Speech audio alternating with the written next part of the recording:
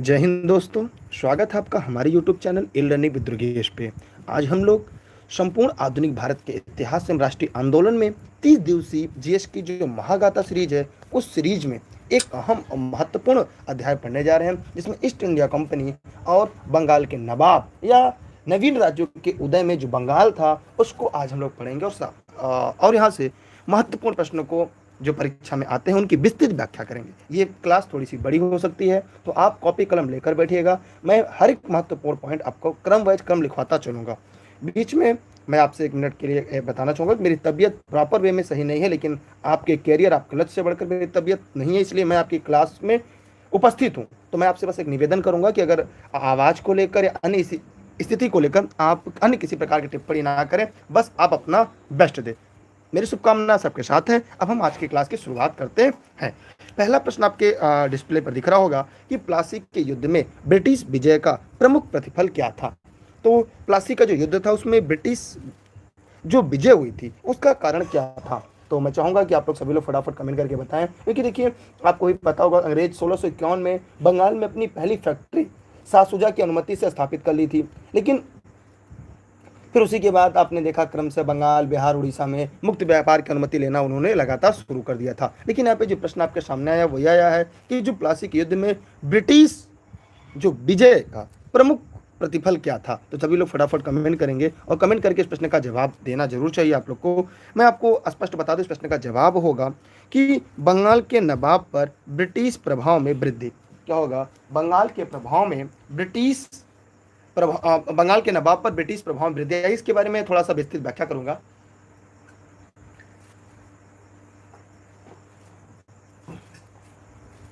देखिए, जो प्लासी का युद्ध हुआ था, ये प्लासी का युद्ध 23 जून, लिख लीजिएगा शायद आपके काम में आ जाए। 23 जून बहुत ही निर्णायक और महत्वपूर्ण युद्धों में से एक है। 23 जून 1757 ईस्वी को हुआ था, लॉर्ड क्लाइव और सिराजुद्दौला के बीच। यह भी प्रश्न आपको तैयार रखना होगा, किसके बीच हुआ था? लॉर्ड क्लाइव और सिराजुद्दौला के बीच हुआ था। और यह युद्ध एक तरह से धोखे से, क्योंकि युद्ध हुआ ही नहीं था, तो धोखे से यह युद्ध अंग्रेज जीतने में कामयाब रहते हैं। और सैद्धांतिक रूप से प्लासी के बाद में अंग्रेज का भारत में वाणिज्य स्वरूप बन गया। मैंने अगर देखा जाए तो प्लासी के युद्ध के बाद उनका जो वाणिज्यिक साम्राज्य था, जो आर्थिक साम्राज्य था, वो भारत पर धीरे धीरे बढ़ना शुरू हो गया। इसलिए इस प्रश्न का उपयुक्त विकल्प क्या होगा? 20 का राइट आंसर होगा। हम आगे बढ़ रहे हैं अगले प्रश्न की तरफ। अगला प्रश्न आपके बीच है। अगला प्रश्न आप लोग को शायद दिखाई दे रहा होगा, डिस्प्ले पे है। निम्नलिखित में से कौन प्लासी के युद्ध में के विषय में सत्य नहीं, माने 3 सत्य है, 1 सत्य नहीं है। तो बताइए कौन से विकल्प को ताला लगाया जाए, कौन से विकल्प को लॉक किया जाए। जो लोग इस वीडियो को लाइव देख रहे हैं फटाफट कमेंट करेंगे, कमेंट करके प्रश्न का जवाब देंगे। जल्दी जल्दी फटाफट कमेंट करें और कमेंट करके दिए गए प्रश्न का जवाब दें सभी लोग फटाफट।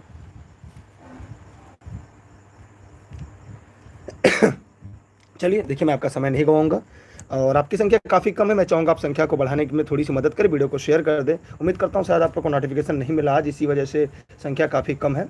तो यहाँ पे होगा कि 23 जून 1775 में को प्रातः ये युद्ध प्रारंभ हुआ और उसका अंत उसी दिन सायंकाल को हुआ। ठीक है, कह रहा कौन सही नहीं है प्लासी के युद्ध के बारे में। तो आप लोग बताइए। फिर कह रहा है कि सिराजुद्दौला ने मीर जाफर को युद्ध में दौरान अपने कैंप में बुलाया था। नवाब के तोपखाने प्रमुख मीर मदन की हत्या की युद्ध आरंभ हुई थी। 23 जून के दिन मध्य में नवाब युद्ध के मैदान छोड़कर पलायित हो गया था। अब आपको बताना निम्नलिखित में से इस प्रश्न का सबसे उपयुक्त विकल्प क्या होगा। जो इस वीडियो को लाइव देख रहे हैं सभी लोग फटाफट कमेंट करेंगे, कमेंट करने के बाद इस प्रश्न का जवाब देंगे। सभी लोग फटाफट कमेंट करें और कमेंट करके दिए गए प्रश्न का उपयुक्त जवाब दें। जो लोग वीडियो को लाइव देख रहे हैं बताइए फटाफट कमेंट करके आप लोग। चलिए मैं आपको यहाँ स्पष्ट बता दूं, समय आपका नहीं लूंगा। देखिए यहाँ पर दिए गए प्रश्न का जो उपयुक्त विकल्प जो गलत है वो ए है। ठीक है, ए जो गलत है वही सही है। क्यों? आइए जानते हैं। देखिए बंगाल के जो नवाब सिराजुद्दौला जो रॉबर्ट क्लाइव थे इनके मध्य प्लासी का युद्ध हुआ था। और आगे हम लोग देखते हैं कि यह 23 जून 1757 को प्लासी का युद्ध हुआ। 23 जून 1757 को कब हुआ था? 1757। यहाँ क्या लिखा है? 75। इसलिए यह प्रश्न आपका गलत है। और विकल्प गलत क्योंकि यहाँ पे यही पूछा है कौन सा सही नहीं है, इसलिए इस प्रश्न का उत्तर क्या होगा, जो गलत है वही सही है। मैं आगे बढ़ रहा हूं अगले प्रश्न की तरफ। अगला प्रश्न आपके बीच है, निम्नलिखित में से कौन एक सही सुमेलित है। आसान प्रश्न है, कौन एक सही सुमेलित है, माने तीन है, एक इसमें गलत है। तो यहाँ पे है कि एक सही सुमेलित है, एक ही सही सुमेलित है, वो कौन है। तो एक एक करके मैं आपको स्पष्ट बता दूं, जो बताएं कौन से विकल्प को हमें ताला लगाना है, कौन से विकल्प को हमें सही बताना है। देखिए यहाँ पर इसका जो उपयुक्त उत्तर होगा वो जगत सेठ, ये बंगाल का प्रसिद्ध सेठ था, ये सही है। अगर यहाँ पे दे रहा है कि जो राय दुर्लभ, यहाँ पे दिया है, शायद आपको दिखाई दे रहा होगा कि राय दुर्लभ बिहार का सूबेदार था। जी नहीं, राय दुर्लभ मीर जाफर का दीवान था। क्या था, मीर जाफर का दीवान था। मीर जाफर दीवान, अगर मीर जाफर का दीवान अगर पूछता तो मीर मदन नहीं था, राय साहब था। कौन था, राय दुर्लभ। इसलिए यह भी गलत है और यह भी गलत है। मीर मदान सिराजुद्दौला द्वारा लड़े गए प्लासी के युद्ध में उसकी सेना की टुकड़ी को नेतृत्व कर रहा था। माने जो यहाँ पे आपने देखा कि यहाँ पे दिया है मीर मदान, मीर मदान, यहाँ पे देख रहे हैं ना मीर मदन। तो ये जो मीर मदान है, इस सिराजुद्दौला लड़े गए प्लासी के युद्ध में उसकी सेना की टुकड़ी का नेतृत्व कर रहा था, और एक गोली लगने से साथ साथ उसकी मृत्यु भी हो जाती है। और जो राम नारायण था, वह सिराजुद्दौला, राम नारायण ये मीर जाफर का दीवान था। राम नारायण जो क्या था, ये मीर जाफर का दीवान था। किसका था, राम नारायण मीर जाफर का दीवान था। इसलिए ये भी गलत, ये भी गलत, ये भी। यहाँ पे जगत सेठ जो था वो बंगाल का प्रसिद्ध सेठ था। तो यहाँ पे मैंने जो की पॉइंट बताया वो लिख लीजिएगा।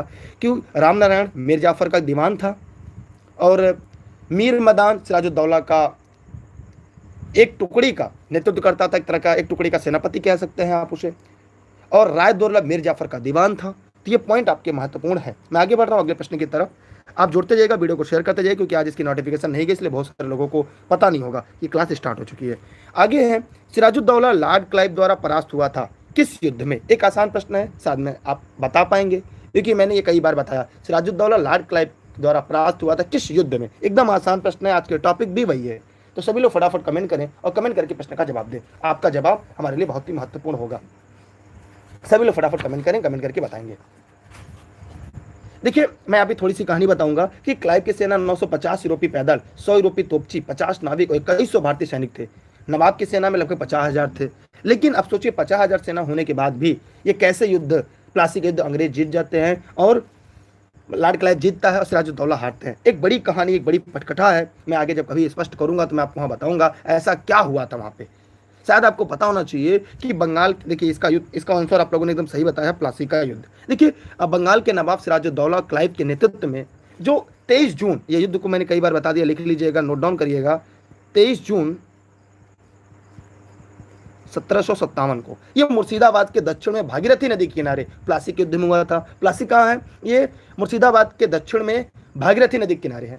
और इस युद्ध में दोनों सेनाओं प्रतीकात्मक ही साबित हुआ, क्योंकि साजिश के चलते जो मीर जाफर व राय दुर्लभ अपनी सेनाओं के साथ निष्क्रिय रहे। लेकिन राय दुर्लभ यहाँ पे मारा भी जाता है, जबकि सिराजुद्दौला का जो एक टुकड़ी का अगर देखा जाए तो सेना नायक भी था। तो यहाँ पे एक तरह से आप लोग एग्जैक्ट में सुनिएगा, ठीक है, ठीक।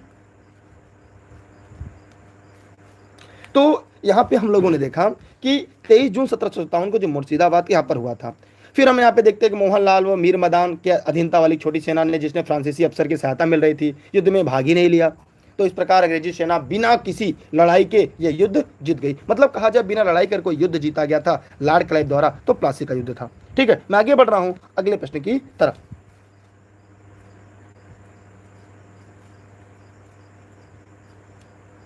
मैं आगे बढ़ रहा हूं अगले प्रश्न की तरफ। अगला है, प्लासी का युद्ध किस नदी के किनारे हुआ था। अब अभी मत कहिएगा सर मुझे नहीं पता कि प्लासी का युद्ध किस नदी के किनारे हुआ था। मैंने भी ऊपर स्पष्ट किया कि प्लासी का युद्ध किस नदी के किनारे हुआ था। तो सभी लोग फटाफट बताएं कि प्लासी का युद्ध किस नदी के किनारे हुआ था। सभी लोग, जो लोग वीडियो को लाइव देख रहे हैं, फटाफट कमेंट करके बताएं। जो लोग इस वीडियो को लाइव देख रहे हैं, देखिए मैंने भी बताया कि जो प्लासी का युद्ध हुआ था, ये 23 जून 1757 को मुर्शिदाबाद के दक्षिण में भागीरथी नदी के किनारे प्लासी नामक स्थान पर हुआ था, जिसमें बिना युद्ध की एक तरह से कहा जाए युद्ध हुआ ही नहीं, और युद्ध सिराजुद्दौला हार हो जाती है और लॉर्ड क्लाइव की जीत होती है, और भारत में अंग्रेजी सत्ता की जो राजनीतिक न कहकर एक आर्थिक वृक्ष का दोहन होना शुरू होता है। यहाँ पे इसका विकल्प सी जिसका राइट आंसर है। मैं आगे बढ़ रहा हूँ अगले प्रश्न की तरफ। आप जैसे जुड़ेगा वीडियो को शेयर जरूर कर दीजिएगा, क्योंकि आज की लाइव क्लास में नोटिफिकेशन आपको नहीं मिला होगा, इसलिए मैं बार बार कहता हूँ टेलीग्राम ज्वाइन करके रखें। प्लासी युद्ध कब लड़ा गया था? तो जो लोग वीडियो को लाइव देख रहे हैं फटाफट कमेंट करें। मैं आपसे कई बार कहूँ जो साथी अभी तक टेलीग्राम पे नहीं जुड़े हैं वो टेलीग्राम पे दुर्गेश सर सर्च करके ई-लर्निंग विद दुर्गेश से जरूर जुड़ जाएंगे। अगर आपको डेली क्लास पढ़नी है तो देखिए 1757 क्या होगी, 1757 माने प्लासी का जो युद्ध था वह 1757, ठीक है, 23 जून 1757, ठीक। तो इसका उत्तर क्या होगा? 20 का राइट आंसर होगा। मैं आगे बढ़ रहा हूं अगले प्रश्न की तरफ।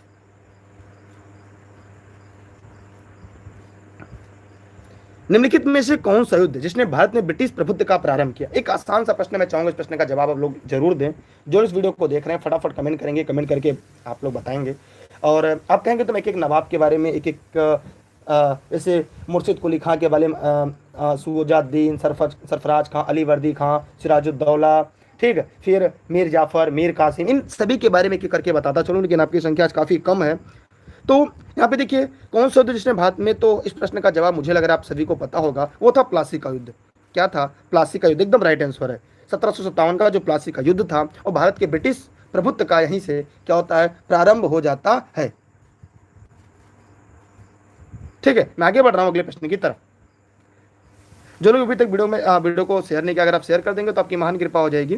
वैसे मेरा तो काम है पढ़ाना, मैं तो पढ़ा के जाऊंगा, क्योंकि मैं सीरीज जो शुरू किया हूँ इसे मैं खत्म करना ही करना है। आपकी संख्या चाहे जितनी भी रहे, तो मैं चाहूंगा अगर आप चाहें तो इतनी मदद कर सकते हैं।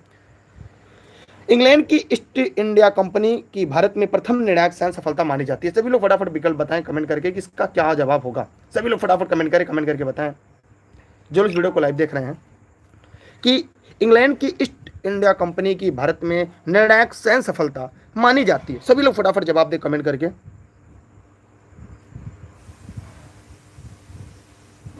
देखिए यहां पर अगर हम इंग्लैंड की ईस्ट इंडिया कंपनी की भारत में प्रथम निर्णायक सैन्य सफलता अगर मानी जाने की बात करें, तो इसका जो प्रश्न का विकल्प क्या होगा, क्या उत्तर होगा बताइए आप लोग?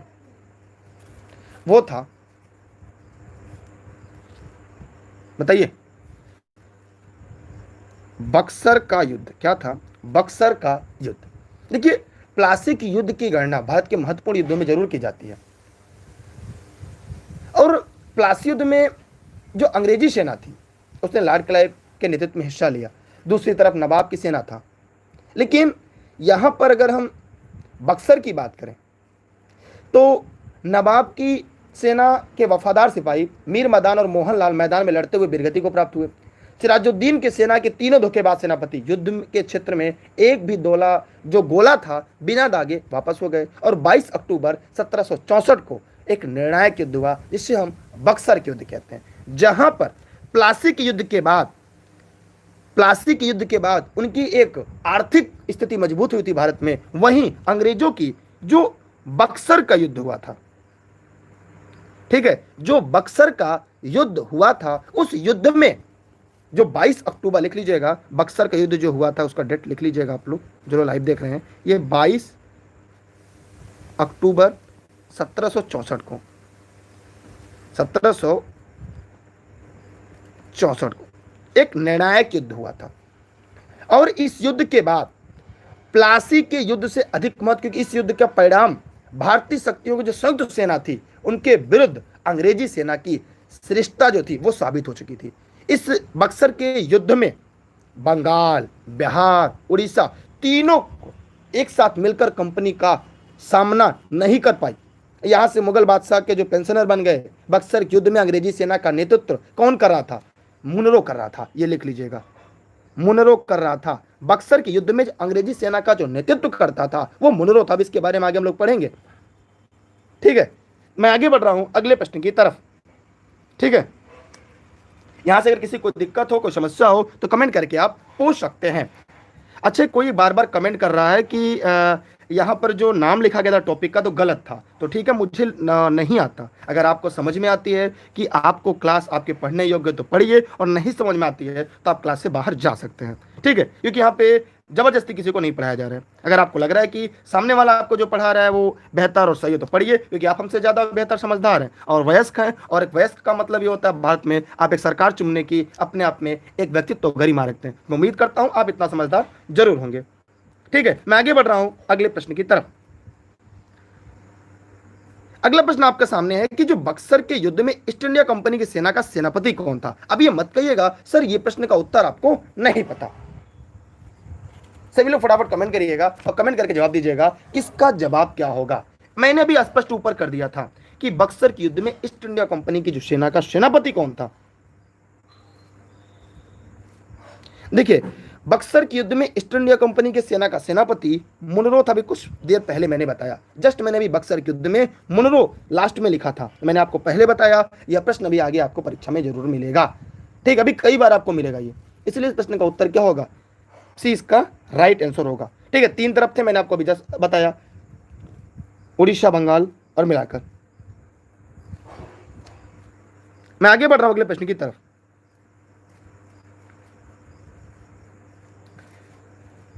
सबसे अधिक निर्णायक युद्ध जिसने अंग्रेजों का भारत में प्रभुत्व स्थापित कर दिया। मैं उम्मीद करता हूं कि इसमें इस प्रश्न का जवाब किसी का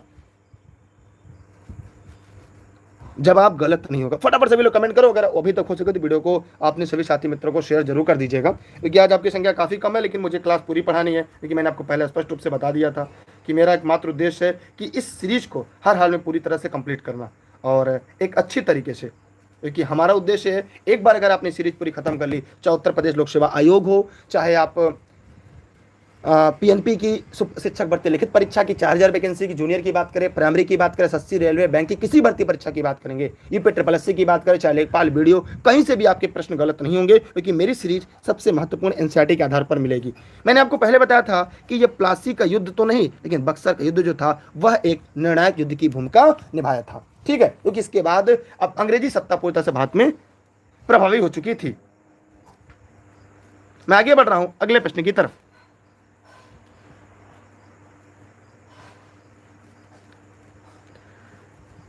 अगला आपके सामने प्रश्न है, निम्नलिखित में से किस एक ने 1764 के बक्सर के युद्ध में अंग्रेजों से जंग नहीं लड़ी थी। माने 3 लोगों ने अंग्रेजों से जंग लड़ी थी, लेकिन एक व्यक्ति इसमें से ऐसा था जिसने 1764 के जंग में अपना योगदान नहीं दिया था। मैं चाहूंगा इस प्रश्न का जवाब आप सभी लोग जरूर देंगे।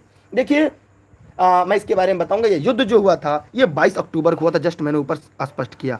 ये कब हुआ था? 22 अक्टूबर 1764, ये डेट याद रखिएगा। मीर कासिम के विरुद्ध अंग्रेजों ने युद्ध छेड़ दिया था। मीर कासिम ने अंग्रेजों से युद्ध बंद करने की चेतावनी दी, लेकिन अंग्रेज नहीं माने। मीर कासिम अवध के नवाब शुजाउद्दौला के पास पहुंचा, और उस समय वही मुगल सम्राट शाह आलम द्वितीय भी उपस्थित था। इस प्रकार तीनों के मध्य समझौता हुआ और तीनों ने संयुक्त सेना पटना के पास बक्सर में अपना डेरा डाल दिया। अब ये पूछता है बक्सर कहाँ है, तो बक्सर क्या है? पटना के पास है, याद रखिएगा। तीनों की सेनाओं ने क्या किया? वहां पे डेरा डाल दिया। और 22 अक्टूबर 1764 को हेक्टर मुनरो के नेतृत्व में, लिख लीजिएगा, मुनरो भी मैंने कई बार बताया, जो हेक्टर मुनरो के नेतृत्व में अंग्रेजी सेना ने क्या की? इन तीनों की संयुक्त सेना को पराजित कर दिया। मीर कासिम दिल्ली की ओर भागा, मीर कासिम दिल्ली की ओर भागा, याद रखिएगा। ये कहां भागा? दिल्ली की ओर भागा, और वहां पर उसकी जाकर 1777 में मृत्यु हो जाती है। मीर कासिम के बारे में आगे भी इसके बारे में बताऊंगा, इसने कितना बड़ा विश्वासघात किया था। फिर यहाँ पे देखेंगे कि बक्सर के युद्ध में भारत के वास्तविक रूप से ब्रिटिश सत्ता जो थी वो स्थापित हो गई, और मीर जाफर 1765 में जाकर मृत्यु हो जाती है। लेकिन यहाँ पर यह पूछा है कि कौन ऐसा था जो अंग्रेज से जंग ही नहीं लड़ा था, तो मैंने बताया शुजाउद्दौला ने भी लड़ा था और शाह आलम द्वितीय वहाँ पर बैठे थे। तो मैं आपको स्पष्ट हो जाएगा कि यहाँ पर जो प्रश्न दिया गया है इसका सबसे उपयुक्त विकल्प क्या होगा, क्योंकि यह आपके लिए महत्वपूर्ण सीरीज चल रही है जिसका नाम है आधुनिक भारत का इतिहास एवं राष्ट्रीय आंदोलन। ठीक है, तो यहाँ पर क्या होगा? मोहम्मद खां वंगस, मोहम्मद खां वंगस, क्योंकि बताया मैंने मीर कासिम, शुजाउद्दौला, शाह आलम द्वितीय, क्योंकि मीर कासिम युद्ध की चेतावनी रोकने की बात करता है, लेकिन शाह आलम जब वो शुजाउद्दौला के पास पहुंचता है वहां पे शाह आलम द्वितीय बैठे रहते हैं। इन तीनों की संयुक्त सेना क्या करती है? बक्सर नामक स्थान जो पटना के नजदीक है, 22 अक्टूबर 1764 को युद्ध छेड़ देती है। ठीक है, और यहाँ पर अंग्रेज विजयी होते हैं। तो मैं उम्मीद करता हूं कि आपका कॉन्सेप्ट यहाँ पर क्लियर हो जाएगा, हो चुका होगा। शायद आपको इसके बारे में अन्य बातें अगर मैं बताऊं तो जो बक्सर का युद्ध बंगाल के नवाब मीर कासिम, मुगल बादशाह शाह आलम द्वितीय तथा अवध के नवाब सुजाउद्दौला की संयुक्त सेना अंग्रेजों के बीच 1764 में हुआ। अंग्रेजी सेना का नेतृत्व मेजर कर्नल ने किया, लेकिन सुजाउद्दौला की सेना 1.5 लाख सैनिक होने के बाद सुनकर कर्नल मैदान छोड़कर भाग गया। सुनिएगा, मेजर कार्नर लिख लीजिएगा, जो मेजर कार्नर था उसने सुजाउद्दौला की जब 1.5 लाख सेना का नाम सुना वो मैदान छोड़कर भाग गया। इसके बाद मेजर मुनरो, इसके बाद हेक्टर मेजर मुनरो वो अंग्रेजी सेना का कमान संभालता है, और फिर यह युद्ध जो है अंग्रेजी सेना यहाँ पर विजयी होती है, और भारत में प्रभुत्व सत्ता जो होती थी वो किसकी, बक्सर के युद्ध में, वह अंग्रेजों की दबदबा और ज्यादा बढ़ जाती है। ठीक है, मैं आगे बढ़ रहा हूँ अगले प्रश्न की तरफ। यहाँ से किसी कोई डाउट हो, कोई समस्या हो तो जरूर पूछेगा, क्योंकि मेरा उद्देश्य एकमात्र है मैं आपके कॉन्सेप्ट को इतना बेहतर तरह से क्लियर कर दूं कि भविष्य में यहाँ से कभी कोई गलती ना होने पाए। तो सभी को समझ में आ गया? तो जिनको समझ में आ गया जल्दी जल्दी वाई कमेंट करें, जिन्हें नहीं समझ में आया वो यन कमेंट करें। ठीक है, मैं आगे बढ़ रहा हूं अगले प्रश्न की तरफ। अगला प्रश्न आपके सामने है, बक्सर के युद्ध के समय बंगाल का नवाब कौन था? सभी लोग फटाफट जवाब दें, बक्सर के युद्ध के समय बंगाल का नवाब कौन था? एकदम आसान प्रश्न है, और याद रखिएगा मैंने आपको पहले बताया, जो लोग अभी तक टेलीग्राम पे नहीं जुड़े हैं वो दुर्गेश सर सर्च करके इलर्निंग विद दुर्गेश पे जुड़ जाएंगे, और डिस्क्रिप्शन में इसकी लिंक होगी। अगर आप फेसबुक पे देख रहे हैं तो इलर्निंग विद दुर्गेश, यूट्यूब पे देख रहे हैं e learning with Durgesh, Instagram Twitter e learning with Durgesh है। ठीक, बक्सर के युद्ध के समय बंगाल का नवाब कौन था? मैंने अभी कुछ देर पहले बताया, मैं उम्मीद करता हूं आपका जवाब किसी का गलत नहीं होगा। देखिए, मीर जाफर, मैंने अभी बताया था ना कि मीर जाफर की मीर कासिम। यहां पे बक्सर के युद्ध के समय जो बंगाल का नवाब था वो कौन था? देखिए, यहां पे एक बात मैं स्पष्ट कर दूं, कंपनी तथा नवाब के बीच 1763 में युद्ध प्रारंभ हो गया था। कंपनी तथा नवाब के बीच कई झड़पें होने के बाद मीर कासिम हार गया, मीर कासिम हार खाई, लेकिन 1764 में जो बक्सर युद्ध हुआ उस समय बंगाल का नाम मीर जाफर था। कौन था उस समय? मीर जाफर था। देखिए, कुछ लोग कह रहे हैं कि सर सिराजुद्दौला, तो सिराजुद्दौला भी भैया वो तो हार चुका, वो तो 1757 की युद्ध बात थे, ये 1764 की बात हो रही है। तो यहां पे देखिएगा, मैंने अभी बताया ना कि जो मीर कासिम थी वो 1763 तक था, लेकिन जब 1764 की बात आती है उस समय मीर जाफर था, इसलिए दिए गए प्रश्न का उत्तर ए होगा। इसकी स्क्रीनशॉट आप जरूर रखिएगा अपने पास सुरक्षित। मीर जाफर था, 1764 में मीर जाफर था। मीर जाफर 63 से 65 तक था ही, मीर जाफर जो था ये 1763 से 65 तक था। इसको स्क्रीनशॉट रख लीजिएगा अपने पास, कभी भविष्य में ऐसे प्रश्न आप गलत ना करिएगा। मैं आगे बढ़ रहा हूं अगले प्रश्न की तरफ। मैं चाहूंगा कि आप लोग भी इस प्रश्न को रखें अपने पास सुरक्षित। अगला प्रश्न आपके सामने आ चुका है, निम्नलिखित में से किस एक शासक ने ईस्ट इंडिया कंपनी को दीवानी प्रदान की थी? फटाफट बताइए जवाब, सभी लोग फटाफट कमेंट करके जवाब देंगे, सभी लोग।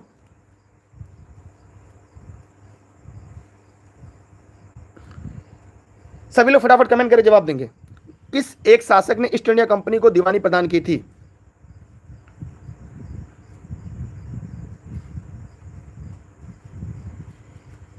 देखिए, मैं यहाँ पे थोड़ा सा स्पष्ट रूप से बता दूं, क्योंकि मैं आपका समय नहीं लूंगा, क्योंकि आपका समय काफी बहुमूल्य कीमती है। आपके जवाब काफी सही आ रहे हैं। शाह आलम द्वितीय। कौन था? शाह आलम द्वितीय। देखिए, शाह आलम द्वितीय जो बक्सर के युद्ध के बाद, कब बक्सर युद्ध कब हुआ? बक्सर के युद्ध के बाद इलाहाबाद की दूसरी संधि हुई। तो ऐसे लिख लीजिएगा, पहले बक्सर का युद्ध, बक्सर का युद्ध, ये अब तो पता हो गया 1764 में क्लियर हो गया। उसके बाद इलाहाबाद की दूसरी संधि हुई, याद रखिएगा इलाहाबाद की संधि, ये पूछा जाता है, इलाहाबाद की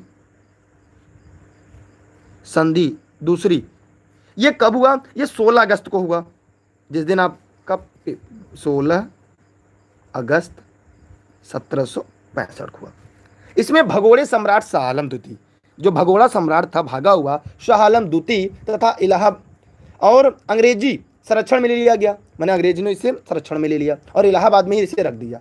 फिर शाह आलम द्वितीय ने अपने 12 अगस्त 1765 के फरमान द्वारा, इसके पहले उसने जो फरमान जारी किया था 1765 12 अगस्त को, बंगाल, बिहार, उड़ीसा की दीवानी अस्थायी रूप से दे दी, उसे बदले कंपनी सम्राट को 26 लाख रुपए देगी।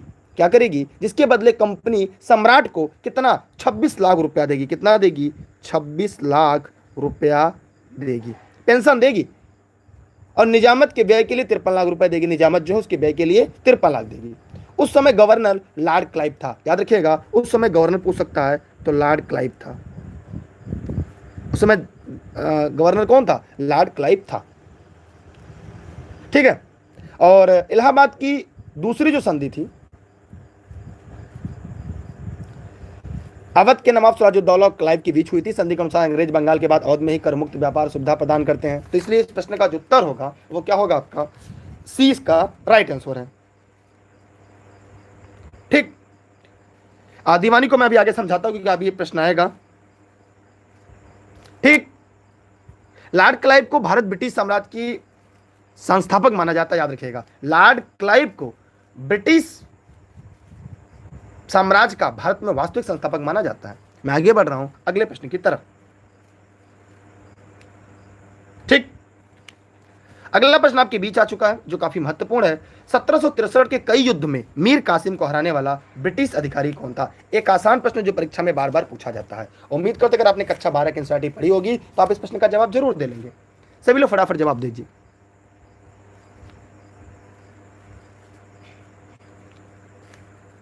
सभी लोग फटाफट कमेंट करें। मैं उम्मीद करता हूं कि आप लोग इस प्रश्न का जवाब जरूर देंगे और सही देंगे।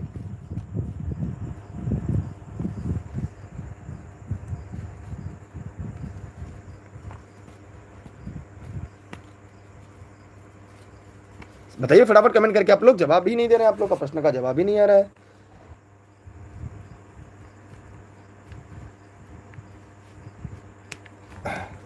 चलिए मैं ही बताता हूं अगर आप नहीं बताएंगे। देखिए इस प्रश्न का उपयुक्त विकल्प होगा मेजर हेक्टर मुनरो। मैंने भी आपको ऊपर बताया था, मेजर हेक्टर मुनरो था। कौन था? Major Hector Munro. देखिए ईस्ट इंडिया कंपनी और बंगाल के नवाब मीर कासिम में 1763 युद्ध प्रारंभ हुआ था। कब? 1763 ऊपर जैसा कि दिया गया है। इसमें कई बार हुआ जिसमें मीर कासिम हार गया। वो बचकर, जान बचाकर अवध पहुंच गया। अवध के नवाब तथा मुगल के सम्राट से मिलकर अंग्रेजों को बंगाल से बाहर निकालने की योजना बनाई। इन तीनों की सम्मिलित सेना फिर आगे जाकर युद्ध करती है बक्सर नामक स्थान पर। इसलिए इस प्रश्न का उत्तर क्या होगा? इसका राइट आंसर होगा। मैं आगे बढ़ रहा हूं अगले प्रश्न की तरफ। अगला प्रश्न आपके बीच है, लॉर्ड क्लाइव जिस रूप में पहली बार बंगाल आया वह था। सभी लोग फटाफट कमेंट करें और कमेंट करके बताएं। लॉर्ड क्लाइव जिस रूप में पहली बार बंगाल आया वो क्या था? सभी लोग फटाफट जवाब दें। कौन से विकल्प को ताला लगाया जाए?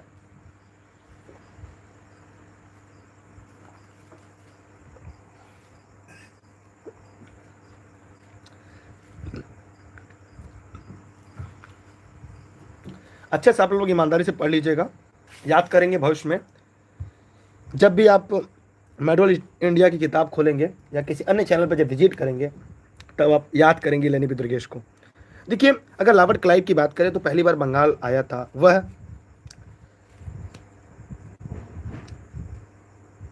देखिए कलकत्ता पर पुनः कब्जा करने वाले अभियान दल के रूप में। याद रखिएगा। अगर लॉर्ड क्लाइव की बात करें तो मैंने अभी कुछ देर पहले जस्ट अभी बताया था कि जो लॉर्ड क्लाइव था उसे वास्तविक संस्थापक के रूप में माना जाता है। अगर हम लॉर्ड क्लाइव के बारे में अगर थोड़ा सा मैं आपको यहाँ पे बताऊं तो शायद आपको यहाँ पे स्पष्ट होगा कि जो लॉर्ड क्लाइव था पहले तो ये 1757 से 60 तक था। ये कार्यकाल नंबर फर्स्ट हो गया इसका। फिर यहाँ से इसका कार्यकाल नंबर सेकंड होता है। 1765 से 67 तक इसका सेकंड कार्यकाल। ये 2 कार्यकाल तक था, मतलब एक बार के बाद ये दोबारा आता है। तो ये पूछा गया दोबारा क्यों आया? तो दोबारा आना कलकत्ता पर पुनः कब्जा करने वाले अभियान के दल के नेता के रूप में, क्योंकि जो अली वर्दी खां के बाद उसका जो सिराजुद्दौला का उत्तराधिकारी बना दिया गया। फिर 15 जून 1756 में सिराजुद्दौला की सेना पोर्ट विलियम को घेर लिया। अभी पोर्ट विलियम भी प्रश्न आगे आएगा। फिर 5 दिन के पश्चात अंग्रेजी सैनिकों ने आत्मसमर्पण कर दिया, जिसकी सूचना मद्रास रेजिमेंट में दी गई और लॉर्ड क्लाइव के नेतृत्व में अंग्रेज सेना ने बंगाल को अधिकार करने की आज्ञा दे दी गई।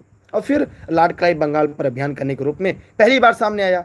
1757 में प्लासी युद्ध हुआ, उसमें वो विजयी रहा। इसलिए प्रश्न का उपयुक्त विकल्प क्या होगा? डी होगा। ठीक।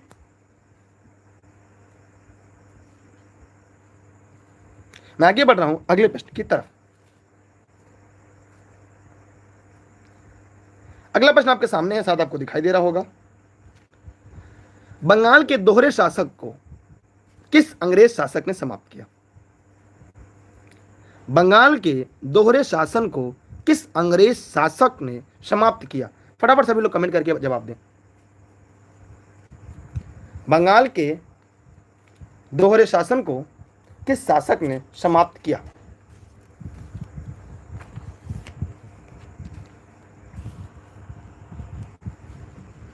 सभी लोग फटाफट कमेंट जवाब दें।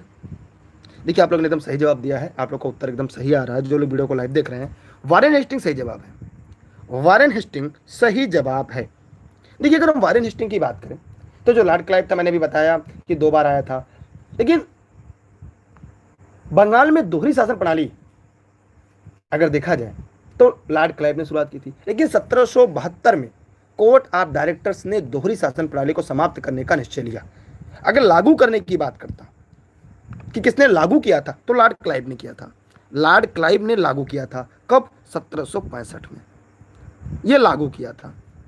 लेकिन समाप्त करने की बात कर रहा है तो 1772 में कोर्ट ऑफ डायरेक्टर, कब? 1700 कोर्ट ऑफ डायरेक्टर्स ने दोहरी शासन प्रणाली को समाप्त करने का निश्चय किया तथा कलकत्ता में परिषद तथा उसके प्रधान को आज्ञा दी कि वे स्वयं दीवान बने और बंगाल, बिहार, उड़ीसा को अपने हाथ में ले ले। तो इस प्रकार हमने यहाँ पे देखा कि परिषद तथा प्रधान मिलकर अब राजस्व बोर्ड बन गए तथा बोर्ड में अपने कर को संग्रहण की नियुक्ति कर दिए गए। इसलिए इस प्रश्न का उपयुक्त विकल्प 20 का सही और राइट आंसर होगा। ठीक है, मैं आगे बढ़ रहा हूँ अगले प्रश्न की तरफ, क्योंकि काफ़ी ज़्यादा प्रश्नों की सीरीज है, क्योंकि पूरी तरह से आपको बंगाल को ख़त्म करना है। तो बंगाल तभी खत्म होगा जब हम लोग सभी तथ्यों पर अपना पूरा प्रकाश डालेंगे। आगे हम लोग देखेंगे कि यहाँ पर दिया गया है कि बंगाल के नवाब सिराजुद्दौला के विरुद्ध लॉर्ड क्लाइव ने षड्यंत्र रचा। किसने षड्यंत्र में हिस्सा नहीं लिया? सभी लोग फटाफट कमेंट करके बताएं।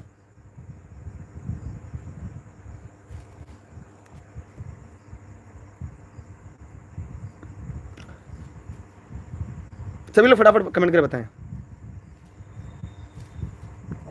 जो लोग इस वीडियो को लाइव देख रहे हैं, सभी लोग फटाफट कमेंट करें।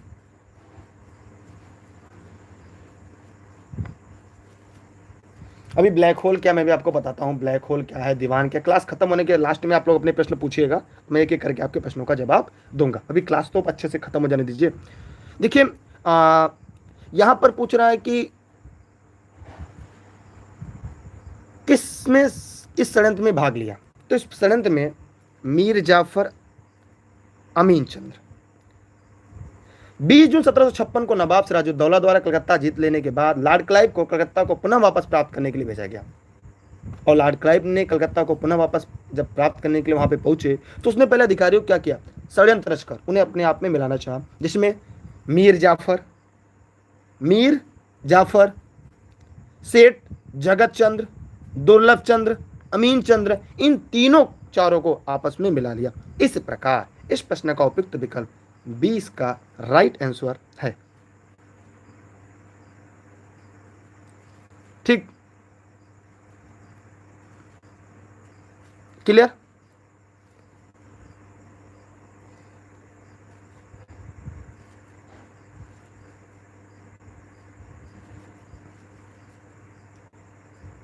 मनोज कुमार जी, कोई बात नहीं, आप अच्छे से पढ़ते रहिए, कोई बात नहीं है, आप आराम से पढ़िए। बंगाल के किस नवाब ने यूरोपियों की तुलना मधुमक्खियों से की थी? बंगाल के किस नवाब ने यूरोपियों की तुलना मधुमक्खियों से की थी? देखिए, एक टॉपिक का ब्लैक होल अभी छूट गया, मैं लास्ट में आपको समझा दूंगा। ठीक है, एक बहुत ही महत्वपूर्ण प्रश्न है, ये भूगोल का भी ब्लैक होल आता है और यहाँ पर भी ब्लैक होल आता है। सब कहेंगे सर अब ब्लैक होल घटना कब थी? यह 20 जून 1756 को घटित हुई थी। ठीक है, तो वहाँ पे मैं आपको बताऊंगा ब्लैक होल क्या था।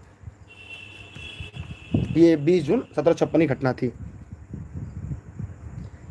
देखिए, बंगाल के किस नवाब ने यूरोपियों की तुलना मधुमक्खियों से की थी? एकदम सही जवाब है अली वर्दी खां ने। देखिए, अली वर्दी खां के बारे में अगर हम आपको बताएं थोड़ा सा, तो 1740 में अली वर्दी खां बंगाल का नवाब बना। इसने मुगल सम्राट को 2 करोड़ रुपए देकर अपने पद को अस्थायी बनाया। राजगद्दी पर अधिकार करने के बाद उसने मुगल बादशाह को अपनी सत्ता की पुष्टि के लिए नजराना भेजा। ठीक है, और 16 वर्षों के शासन में उसने मुगल बादशाह को कभी भी राजस्व नहीं भेजा, यह नाम मात्र के लिए मुगल सम्राट के अधीन था। ठीक है, और फिर अली वर्दी खां ने यूरोपियों के लोगों की तुलना मधुमक्खी के छत्ते से की, जिसका अपने लाभ के लिए शहद के रूप में उपयोग किया जा सकता है। ठीक है। अली वर्दी खां की 3 पुत्रियां थी, जिसमें एक का विवाह ढाका, दूसरी का विवाह पूर्णिया और तीसरी का विवाह पटना के शासकों से हुआ था। फिर 1756 अली वर्दी खां की मृत्यु के बाद उसकी सबसे छोटी लड़की का पुत्र सिराजुद्दौला को नवाब बनाया गया, जिसे अली वर्दी खां ने अपना उत्तराधिकार नियुक्त किया था। इसलिए इस प्रश्न का उत्तर क्या होगा? अली वर्दी खां होगा। ठीक है, मैं आगे बढ़ रहा हूं अगले प्रश्न की तरफ।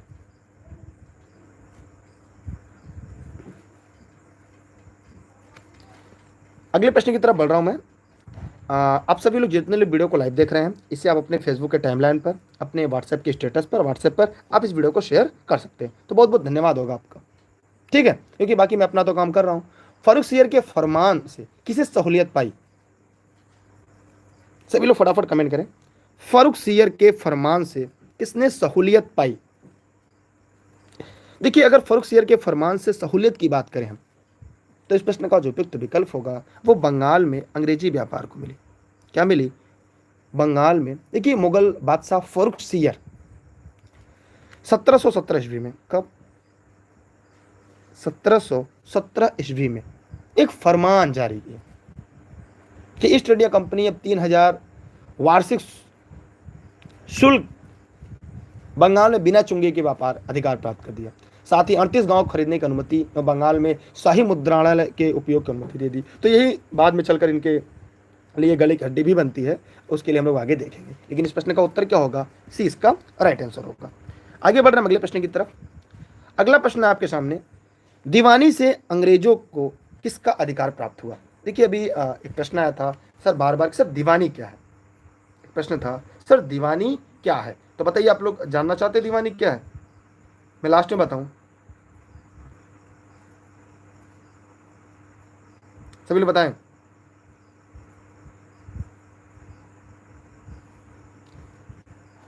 चलिए मैं आगे बता दूंगा, कोई बहुत दिक्कत नहीं है।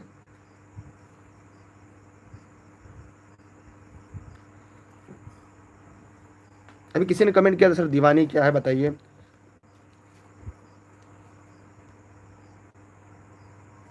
देखिए, दीवानी प्राप्त करने का मतलब यह था कि कंपनी को बंगाल, बिहार, उड़ीसा में राजस्व वसूलने का अधिकार प्राप्त हो जाए। क्या करना? दीवानी का मतलब राजस्व वसूलने का अधिकार प्राप्त हो जाए। क्या हो जाए? राजस्व वसूलने का अधिकार प्राप्त हो जाए। ठीक है, चलिए हम आगे यहाँ पे देखते हैं। यहाँ पे दीवानी से अंग्रेजों को किसका अधिकार प्राप्त हुआ? फटाफट सभी लोग कमेंट करते रहें और आगे बढ़ते रहें। देखिए, राजस्व वसूलने का, आपको कमेंट पता हो गया, राजस्व वसूलने का। ठीक है, बक्सर के युद्ध में 22 अक्टूबर 1764 के बाद क्लाइव ने मुगल सम्राट शाह आलम द्वितीय ने इलाहाबाद की दूसरी संधि किया 1765 में। शाह आलम द्वितीय ने अपने 12 अगस्त 1765 के फरमान में कंपनी को बंगाल, बिहार, उड़ीसा की दीवानी अस्थायी रूप से दे दी, जिसके बदले उन्हें 56 लाख रुपया प्रतिवर्ष निजाम मिलता था, तथा निजामत के लिए 53 लाख रुपया देती थी। इस प्रकार इस प्रश्न का उत्तर क्या होगा? बी राइट आंसर होगा। ठीक है, मैं आगे बढ़ रहा हूँ अगले प्रश्न की तरफ।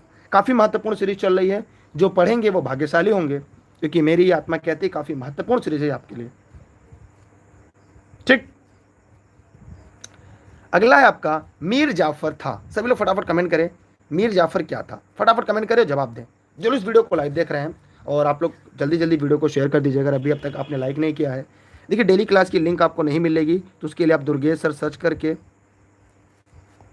टेलीग्राम पे ई लर्निंग विद दुर्गेश जुड़े रहेगा, जो अभी तक नहीं जुड़े हैं। ऑनलाइन क्लास और नोट्स के लिए 6306344367 पर व्हाट्सएप करके भी जुड़ेगा आप लोग। मीर जाफर था, बहुत आसान प्रश्न है। ये बंगाल का नवाब था। कहाँ का नवाब था? बंगाल का नवाब था। ठीक, अभी मत पूछेगा सर मीर जाफर। देखिए, प्लासी के इसका जो कार्यकाल था, लिख दे हम, 1757 से 1760 तक था। प्लासी की सफलता के बाद अंग्रेजों ने मीर जाफर को बंगाल का नवाब बना दिया। मुर्शिदाबाद के किसी हाजिर जवाब दरबारी ने मीर जाफर का नाम कर्नल क्लाइव का गधा रखा था। जिसके कार्यकाल में अंग्रेजों को कि बांटो और राज करने की नीति का सूत्रपात यहीं से होता है। और फिर 25 फरवरी 1760 को लॉर्ड क्लाइव इंग्लैंड वापस चला गया। फिर यहीं से इनकी सत्ता भी धीरे धीरे खत्म हो गई, उनसे वापस छीन लिया जाता है। ठीक है, हाँ, 30 जून 1757 को लिख लीजिएगा, 30 जून 1757 को। ठीक है, क्लाइव ने मुर्शिदाबाद में मीर जाफर को बंगाल के नवाब पद पे बैठा दिया। और नवाबी प्राप्त करने के बाद मीर जाफर ने कंपनी को 24 परगना की जिम्मेदारी पुरस्कार के रूप में दी। 24 परगना की, याद रखिएगा, यह प्रश्न पूछा जाता है। मैं आगे बढ़ रहा हूं अगले प्रश्न की तरफ।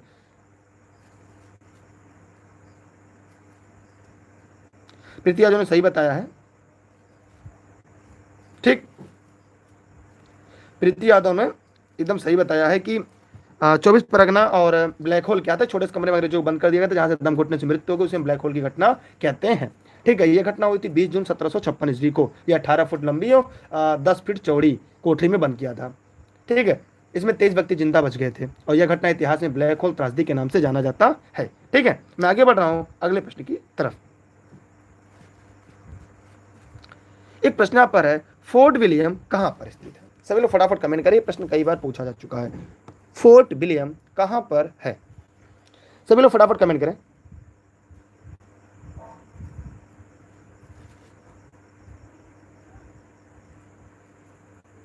देखिए, फोर्ट विलियम कहां पर है? तो ये फोर्ट विलियम, आप लोगों ने एकदम सही जवाब दिया है, कलकत्ता। वर्तमान में कोलकाता है। कल मैंने बताया था कलकत्ता कैसे बना है, ये कोलकाता है। और यह न्यू जो थी ये 1697 में पड़ी थी। इसकी जो न्यू थी या आधारशिला थी 1697 में पड़ी थी। ठीक है, और विलियम तृतीय के नाम पर इसे फोर्ट विलियम कहा गया। किससे? विलियम तृतीय। विलियम तृतीय के नाम पर इसका नाम फोर्ट विलियम कॉलेज रखा गया, फोर्ट विलियम रखा गया था। ठीक है,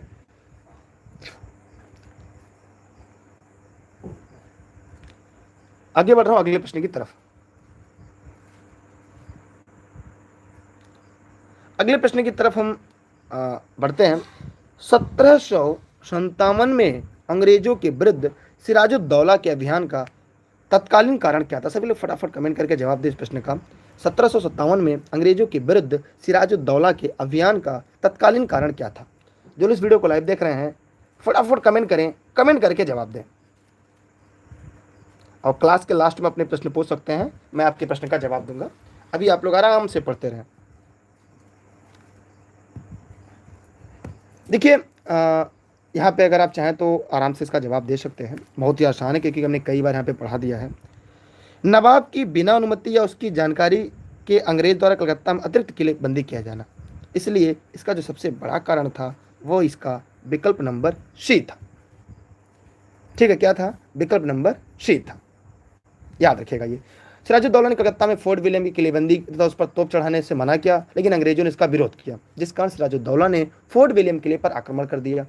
इस युद्ध में 146 सैनिकों को 18 फीट लंबे और 14 फीट 10 इंच चौड़े कमरे में बंद कर दिया गया। कितना? 18 फीट लंबे,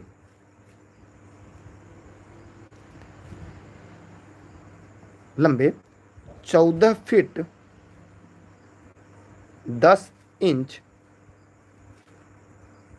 चौड़े कमरे में 146 अंग्रेज को, कितने? 146 अंग्रेज को बंद कर दिया गया। और 146 अंग्रेज को बंद कर दिया गया। अब ध्यान दीजिएगा, इसमें दम घुटने से 123 अंग्रेज सैनिक मारे गए। कितने? 123 अंग्रेज सैनिक मारे गए और उसमें से बचने वाले थे 23 व्यक्ति जिंदा बच गए।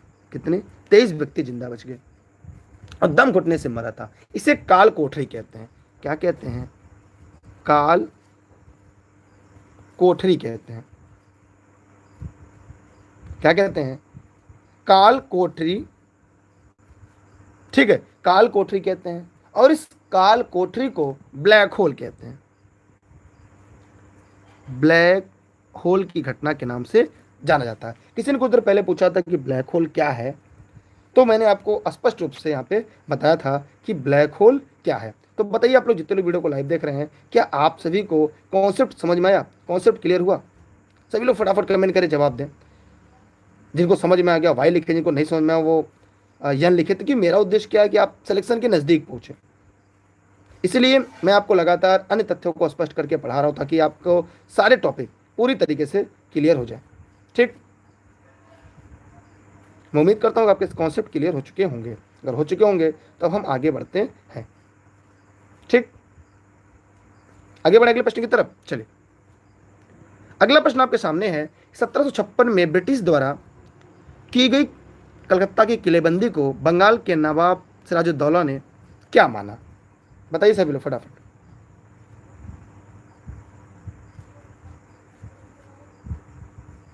बताइए जवाब देकर फटाफट।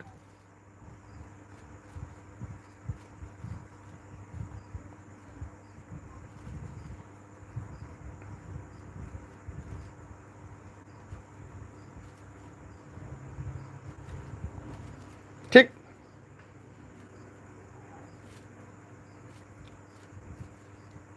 देखिए यहाँ पे 1756 में ब्रिटिश द्वारा की गई कलकत्ता किलेबंदी को बंगाल के नवाब ने सिराजुद्दौला को क्या माना? बताइए सभी लोग फटाफट कमेंट करके। जो लोग वीडियो को लाइव देख रहे हैं बताएं, क्योंकि अब क्लास खत्म होने के कगार पर है, तो मैं चाहूँगा कि आप सभी लोग फटाफट इसका प्रश्न का जवाब दें और फिर यहाँ पे हम लोग आज खत्म करते हैं आज की क्लास को। बताइए 1756 में सिराजुद्दौला ने क्या माना? कमेंट कर बताइए क्या होगा, क्योंकि आज काफ़ी लंबी क्लास हो चुकी है और कल फिर हम लोग 9:30 बजे मिलेंगे इसी समय। 9:30 बजे क्लास चलती है, आपको पता ही होगा, इसलिए बार बार आपको समय सारणी तो बताया नहीं जा सकती कि सर कितने बजे होगा। देखिए इस प्रश्न का जो उत्तर होगा, अपनी प्रभुत्ता पर आक्रमण। क्या होगा? अब बार बार कमेंट आ रहा है ब्लॉक ब्लॉक का, भैया कोई ब्लॉक ब्लॉक नहीं हुआ, फिर से चेक करिए आप लोग, ठीक है? बार बार दूसरों को डिस्टर्ब मत करिए, ठीक? कोई ब्लॉक व्लॉक है नहीं, केवल आप लोग नौटंकी करके यहाँ पे क्लास को डिस्टर्ब करते हैं। और अगर आगे से आप लोग ऐसा करेंगे तो टेक्निकल टीम आप लोग को पूरी तरह से ब्लॉक मार देगी। अब कोई ब्लॉक व्लॉक है नहीं, क्योंकि क्लास चल रही है और क्लास में कोई ब्लॉक नहीं है, ठीक?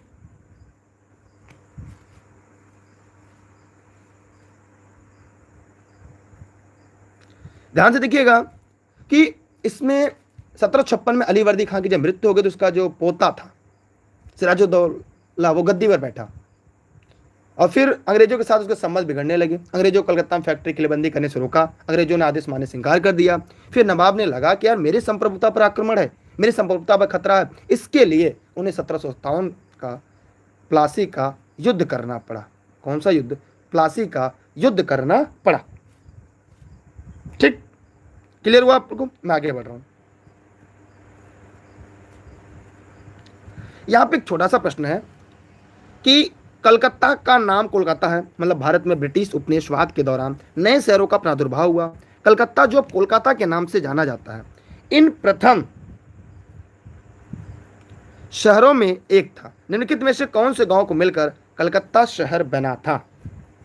ठीक, सभी लोग फटाफट कमेंट करें और कमेंट करके बताएं, कल मैंने ये बताया था। दूसरी बात, मैं एक लास्ट बार हिदायत दे रहा हूं, जितने लोग ई-लर्निंग विद दुर्गेश पर डेली लाइव क्लास पढ़ने आते हैं, अगर पढ़ने के अलावा इतिहास के अलावा अगर अन्य किसी पर टिप्पणी करेंगे तो टेक्निकल टीम तुरंत उन्हें रिमूव करेगी। दोबारा ई-लर्निंग विद दुर्गेश चैनल से कोई भी वीडियो नहीं देख पाएंगे। अभी तक आप लोग पढ़ रहे हैं, अगर कोई किसी को डिस्टर्ब किया कल से कमेंट सेक्शन में, तो यकीनन आप दोबारा वीडियो नहीं देख पाएंगे। आराम से पढ़िए, सबको पढ़ने दीजिए। अगर आपको चैटिंग करनी है तो जाके सोशल मीडिया पे बहुत सारे प्लेटफॉर्म है, यहाँ पे पढ़ने वाले लोग आते हैं, यहाँ सिलेक्शन लेने के लिए लोग आते हैं, और इन प्रश्नों को तैयार करने के बाद 3-3 घंटे तक हम होमवर्क करके आपके लिए आते हैं। इसलिए ईमानदारी से पढ़िए, लोगों को पढ़ने दीजिए। अगर नौटंकी की है कोई भी तो उसे तुरंत टेक्निकल टीम बाहर कर देगी कल से। देखिए कल मैंने बताया था सुनातनी, कलिकाता और गोविंदपुर। कल अगर आपने मेरी क्लास ली होगी तो आपको पूरा स्पष्ट होगा। सुतानती, कलिकाता और गोविंदपुर को मिलाकर कलकत्ता बनाया गया था, ठीक? और जाप चारनाथ, याद होगा, जाप चारनॉक ने कलकत्ता की स्थापना की थी। जाप चारनॉक ने कब? 1690 में। यह बात कल मैंने आपको पढ़ाया था, कल अगर आपने क्लास पढ़ी हो, और आज उसे कोलकाता के नाम से हम जानते हैं, ठीक है? तो आज की क्लास यहां पर खत्म होती है, फिर मिलते हैं कल 9:30 बजे। बाकी सभी क्लास की जो नई कल से कुछ नई क्लासेज आपकी लगेंगी, उसकी जो टाइम टेबल की सीरीज है वो आपको टेलीग्राम पे मिलेगी, जहां पे आपको सर्च करना होगा दुर्गेश सर बिना स्पेस के, ठीक है?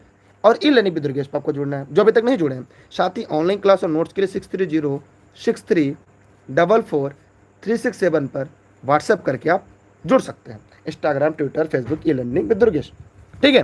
तो उम्मीद करते हैं आज की क्लास आपको बेहतर लगी। अगर आपके मन में कोई प्रश्न हो जो मॉडर्न इंडिया से, वो आप पूछ सकते हैं। हो सकता है मैं आपकी मॉडर्न इंडिया की सीरीज में मैं आपकी मदद कर सकूँ। तो सभी लोग फटाफट कमेंट करके पूछ सकते हैं कि मॉडर्न इंडिया में क्या चीज़ें आपको आज नवीन राज्यों के उदय में आपको क्या नहीं समझ में आया। बंगाल का जो नवाब था पहले मुर्शीद कुली खां था, 1713 से 27 तक था। फिर उसका दामाद सुजाउद्दीन 1727 से 39 तक गद्दी बैठा। फिर उसका पुत्र सरफराज खां 1739-40 एक साल के लिए गद्दी पर बैठा। फिर उसका जो दामाद था अली वर्दी खां, फिर वो गद्दी पर बैठता है। फिर उसका पुत्र अमीना बेगम, फिर सिराजुद्दौला 1757 में अमीना बेगम का जो पुत्री पुत्री होती है अली वर्दी खां की, उनका फिर बेटा जो होता है सिराजुद्दौला वो बैठता है 1756 से 57 तक। फिर मीर जाफ़र 2 बार बैठता है, एक बार बैठता है 1757 से 60 तक, दोबारा 63 से 65 तक बैठता है। तो याद रखिएगा मीर जाफ़र 2 बार गद्दी पर बंगाल के बैठता है। ठीक है,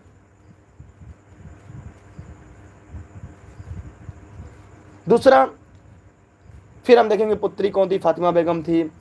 फिर निजामुद्दौला, सैफुद्दा, मामिर खान, ये सब बहुत सारे टॉपिक थे जो आपको पढ़ाने थे, लेकिन वो जब हम लोग अच्छी सीरीज़ की पूरी पढ़ेंगे तब मैं आपको वहाँ पे पूरा बता दूंगा। जैसे एक शब्द था खालसा भूमि क्या थी।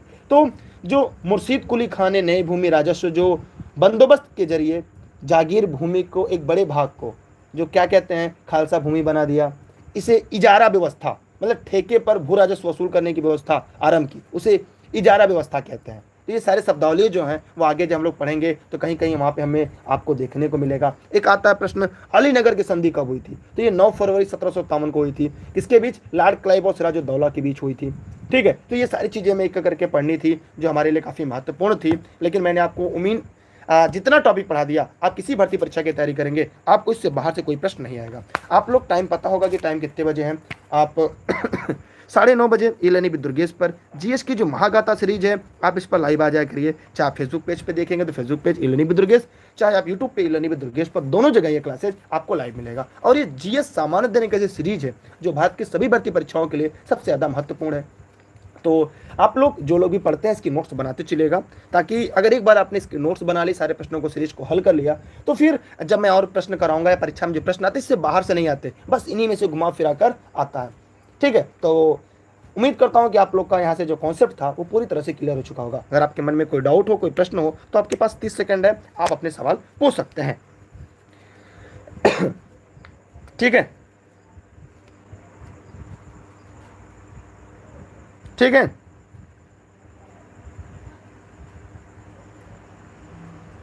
और कोई कह रहा है याददाश्त के लिए हमें और आपको मेहनत करना पड़ेगा। जब मैं इंटर की परीक्षा देने के बाद तब से मैं लगातार जीएस पढ़ रहा हूँ, और जीएस अगर आप पढ़ेंगे, मैं पढ़ूंगा, किसी भी चीज़ को अगर आप अपना बेहतर देंगे तो आपकी मजबूत होगी। याद करने के लिए कभी मत पढ़िएगा, इतनी बार पढ़िएगा कि याद हो जाए, और ये प्रयास करिएगा इसे ऐतिहासिक दृष्टिकोण से जोड़कर पढ़ेंगे तो आपको तथ्य जल्दी याद रहेंगे और लंबे समय तक याद रहेंगे।